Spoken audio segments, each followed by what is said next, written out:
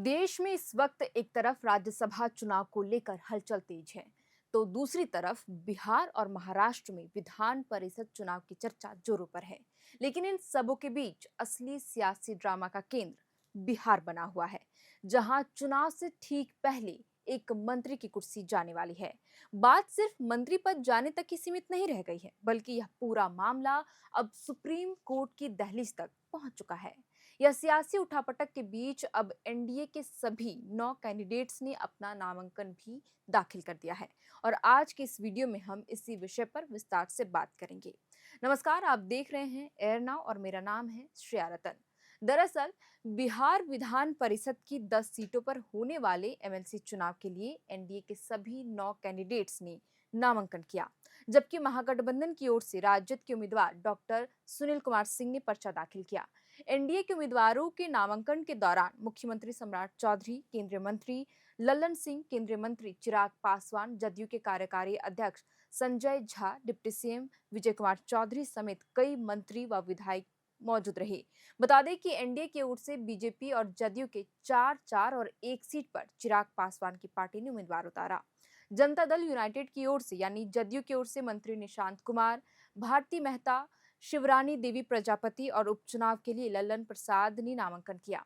हालांकि इस दौरान मुख्यमंत्री नीतीश कुमार मौजूद नहीं रहे। वहीं भारतीय जनता पार्टी ने संजय मयूख, अनिल कुमार ठाकुर, शीला पंडित और भोजपुरी फिल्म अभिनेता से नेता बने पवन सिंह को उम्मीदवार बनाया है।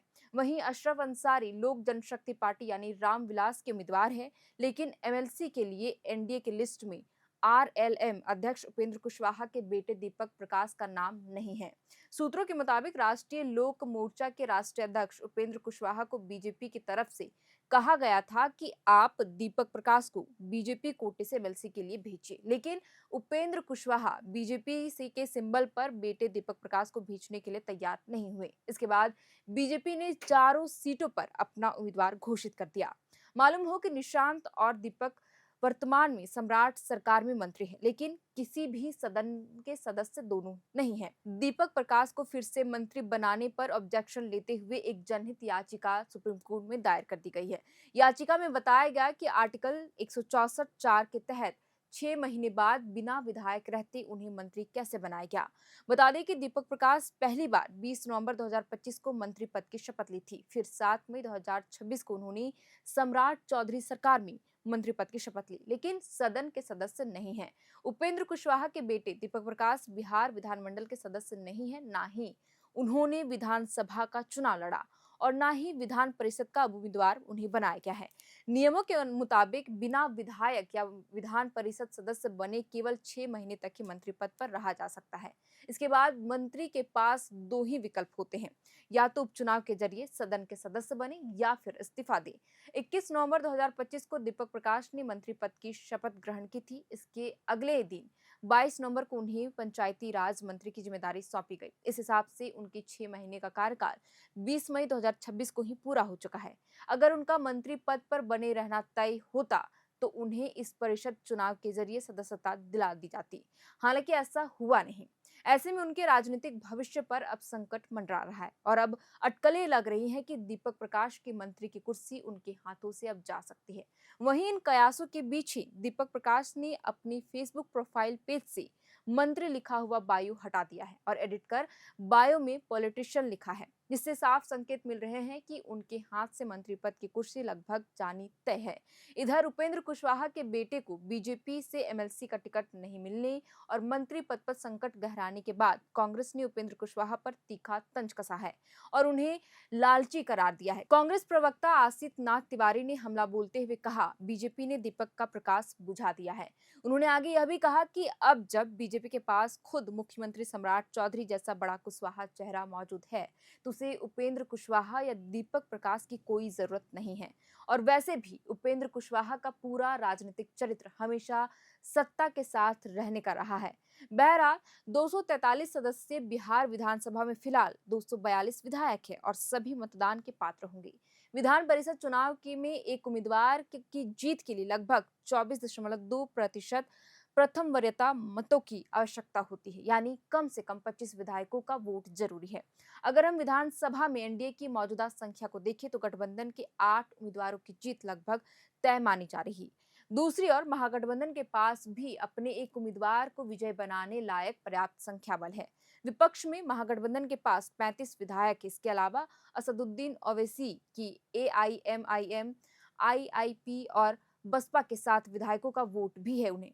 इसीलिए एक सीट पर विपक्ष का कब्जा तय माना जा रहा है। हालांकि राज्यसभा चुनाव में आरजेडी और कांग्रेस के कुछ विधायकों ने वोटिंग से दूरी बना ली थी।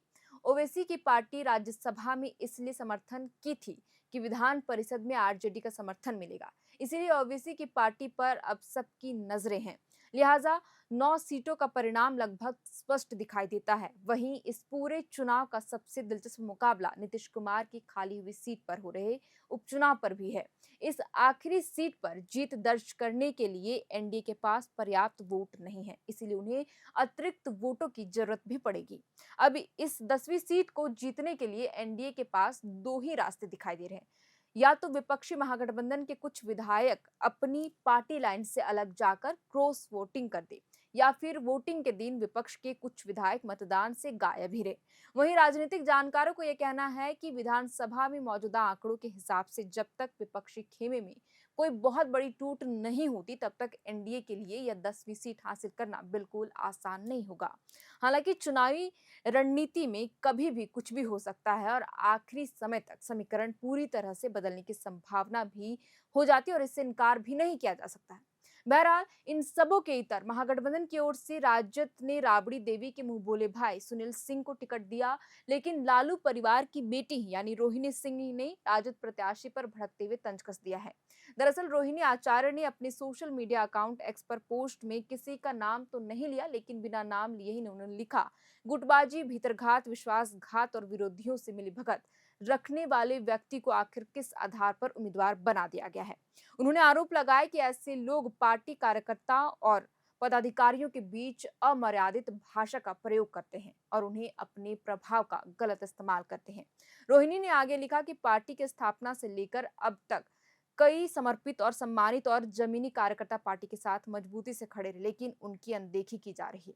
उन्होंने इसे गंभीर चिंता का विषय बताते हुए कहा कि ऐसे फैसले पार्टी हित में नहीं है। राजनीतिक गलियारों में इस पोस्ट को अब सीधे तौर पर सुनील सिंह की उम्मीदवारी से जोड़कर देखा जा रहा है। दरअसल विधान परिषद के सीट के लिए रोहिणी आचार्य के नाम की भी चर्चा चल रही थी। उस समय लालू प्रसाद यादव अपनी बीमारी के सिलसिले में सिंगापुर गए हुए थे, जहां रोहिणी आचार्य से मुलाकात भी की थी। माना जा रहा था कि पार्टी उन्हें विधान परिषद भेज सकती है। हालांकि लालू यादव के भारत लौटने के बाद समीकरण बदले और अंततः सुनील सिंह को उम्मीदवार घोषित कर दिया गया। तो फिलहाल के लिए इस वीडियो में इतना ही। आप देख रहे थे एयर नाउ। एमएलसी चुनाव से जुड़ी जो भी नई अपडेट सामने आएगी, हम आपके साथ जानकारी जरूर साझा करेंगे। आप देख रहे थे एयर नाउ। मेरा नाम है शरतन। कैमरे के पीछे मौजूद है हमारी सहयोगी खुशी। बहुत बहुत शुक्रिया।